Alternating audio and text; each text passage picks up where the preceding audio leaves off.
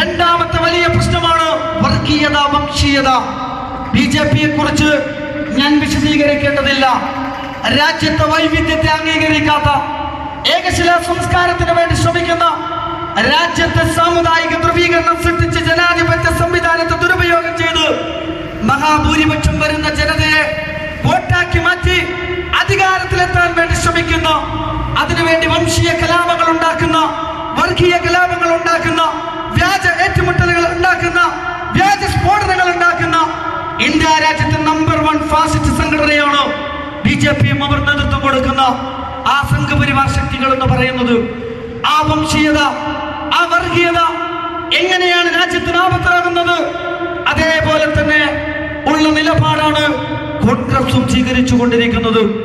ബിജെപിയെ കുറിച്ച് വർഗീയ പ്രസ്ഥാനം എന്ന് പറയുന്നത് പോലെ കോൺഗ്രസിനെ കുറിച്ച് ഞങ്ങൾ വർഗീയ പ്രസ്ഥാനം എന്ന് പറയുന്നില്ല. അതൊരു മതേതര സംഘടനയാണ്. പക്ഷേ അവസരവാദ വർഗീയതയാണ് കോൺഗ്രസിന്റെ മുഖമുദ്ര എന്ന് പറയുന്നത്. അവസരവാദ വർഗീയത. ബിജെപി വർഗീയ പാർട്ടിയാണെങ്കിൽ കോൺഗ്രസ് അവസരവാദ വർഗീയ പാർട്ടിയാണോ?